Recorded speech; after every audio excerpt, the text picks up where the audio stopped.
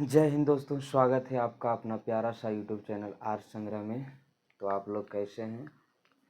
मैं उम्मीद करता हूँ आप लोग स्वस्थ होंगे, मस्त होंगे और पढ़ाई कर रहे होंगे। तो काफ़ी समय के बाद हमारी मुलाकात आपसे हो रही है। बीच में हमारा वीडियो आना बंद हो गया था, पर कोई नहीं, अब से पूरा रेगुलर चलेगा। इससे पहले मैं इतिहास का 2 चैप्टर, चैप्टर 1 और चैप्टर 2 दोनों को जो है अच्छे तरह से क्लियर कर दिए हैं। आप लोग अगर उस वीडियो को नहीं देखे हैं तो एक बार जाके देख लीजिएगा। और आज हम तीसरा चैप्टर शुरू करेंगे इतिहास का, जिसका नाम है हिंद चीन में राष्ट्रवादी आंदोलन। क्या है? हिंद चीन में राष्ट्रवादी आंदोलन। चलिए, तो इसके बारे में पहले समझते हैं कि पहले हमारा हिंद चीन क्या है, और इसके बारे में समझने के बाद एक एक टॉपिक को हम आगे की ओर चलेंगे। पहले समझते हैं हिंद चीन का अर्थ क्या है। हिंद चीन क्या है, इस किसको कहते हैं, इसके बारे में पहले समझ लेते हैं, उसके बाद फिर चलेंगे।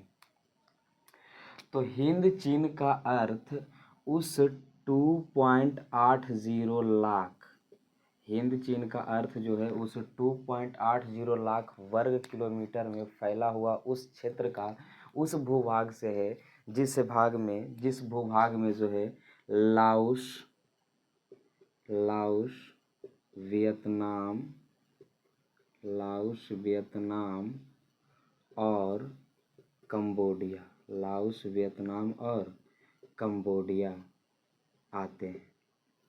इसको अगर बोला जाए तो इस प्रकार बोल सकते हैं, हिंद चीन का अर्थ उस 2.80 लाख वर्ग किलोमीटर क्षेत्र में फैला हुआ उस भूभाग से है जिसके अंतर्गत लाओस वियतनाम और कंबोडिया शामिल हैं। अर्थात लाओस वियतनाम और कंबोडिया के सम्मिलित रूप, जहाँ पर जो है तीनों का जो सम्मिलित स्थान है, जो सम्मिलित रूप है, जिस भूभाग पर है, उसी को क्या कहा जाता है? हिंद चीन कहा जाता है। और कितना में फैला हुआ है ये? तो 2.8 लाख वर्ग किलोमीटर में। किसमें? वर्ग किलोमीटर में।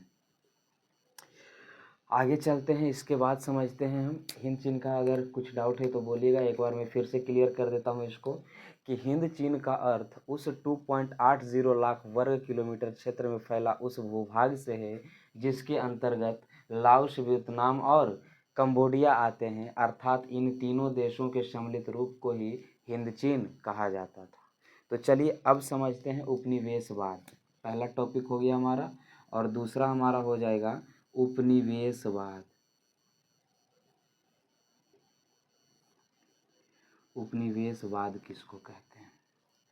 उपनिवेशवाद क्या है, इसके बारे में समझते हैं। तो जब कोई देश व्यापार करने के उद्देश्य से किसी दूसरे देश में जा कर के अपने धन को निवेश करता है, अपने पूंजी को वो खर्च करता है, तो वो हमारा उपनिवेश कहलाता है। और इस व्यवस्था को हम उपनिवेशवाद कहते हैं। जब कोई देश अपने देश से हट करके किसी अन्य देश में जा कर के वहाँ पर जो है बिजनेस करने के लिए, व्यापार करने के लिए धन को खर्च करता है, रुपया को निवेश करता है, अपने पूंजी को खर्च करता है, उसे हम उपनिवेश कहते हैं। और इस व्यवस्था को जो है उपनिवेशवाद कहते हैं।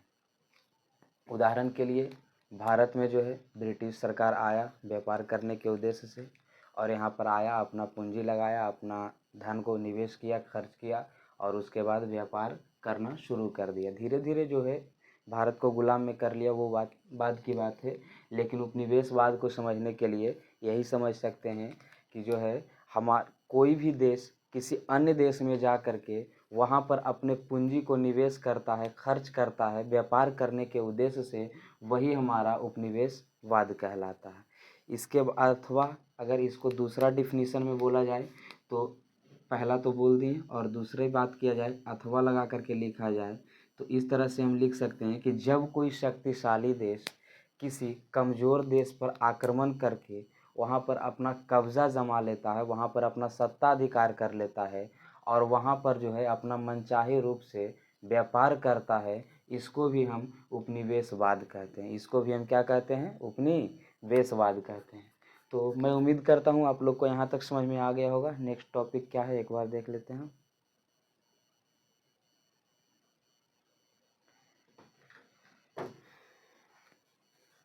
इसको थोड़ा सा इरेज करते हैं और अगला टॉपिक की ओर चलते हैं।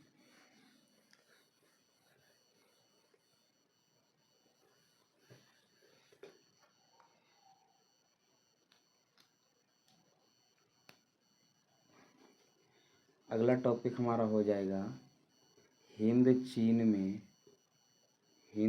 में उपनिवेशवाद की स्थापना। उधर जगह छोड़ रहे हैं कुछ कारण से। हिंद चीन में जो है उपनिवेशवाद की स्थापना कैसे हुई,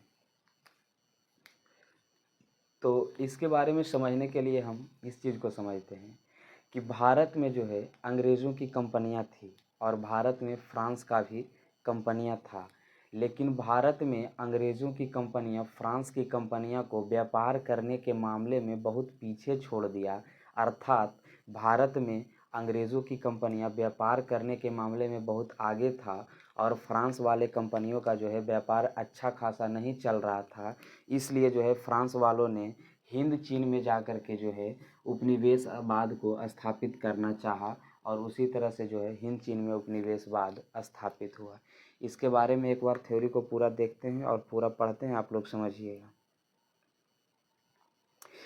कि हिंद चीन में उपनिवेशवाद की स्थापना हिंद चीन में फ्रांस के द्वारा उपनिवेशवाद को स्थापित किया गया था। क्योंकि हिंद चीन में जो है अंग्रेज़ों की कंपनी नहीं थी, हिंद चीन में अंग्रेज़ों की कंपनी नहीं थी, इसलिए फ्रांस सोचा कि भारत में तो अंग्रेज़ों का कंपनी है और यहाँ जो है व्यापार के मामले में बहुत आगे चल चुका है और इसको हम पीछे कर दें तो हमें काफ़ी दिक्कत हो सकती है। इसलिए जो है फ्रांस हिंद चीन जाना चाहा और हिंद चीन जाने का उद्देश्य उसका ये बना क्योंकि हिंद चीन में जो है अंग्रेज़ों का कोई कंपनी नहीं था, तो वहाँ पर इसका व्यापार अच्छा खासा चल सकता था।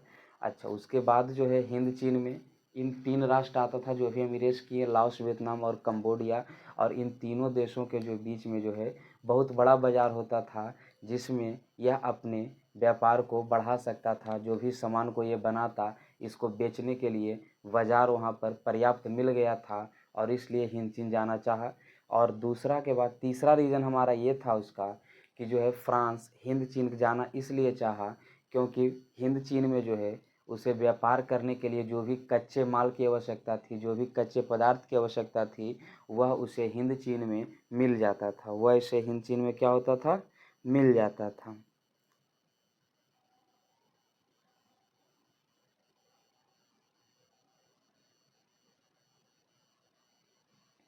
तो जो है इन्हीं सभी कारणों से जो है फ्रांस हिंद चीन गया और वहाँ जा कर के जो है अपना उपनिवेशवाद को स्थापित किया। तो मैं उम्मीद करता हूँ आप लोग को यह वीडियो अच्छा लगा होगा। अगर वीडियो अच्छा लगे तो वीडियो को लाइक कीजिए, कमेंट कीजिए और हमारे चैनल को सब्सक्राइब कीजिए। और हाँ, ये जो भी इसका थ्योरी होगा इसको हम जो है टेलीग्राम के चैनल पर अपलोड कर देंगे। आप लोग को टेलीग्राम चैनल आर संग्रह के नाम से मिलेगा, आप लोग उसे ज्वाइन कर सकते हैं। और नहीं तो हम इस वीडियो के डिस्क्रिप्शन में टेलीग्राम चैनल का लिंक दे देंगे। तब तक के लिए धन्यवाद। जय हिंद, जय भारत। मिलते हैं अगले वीडियो में।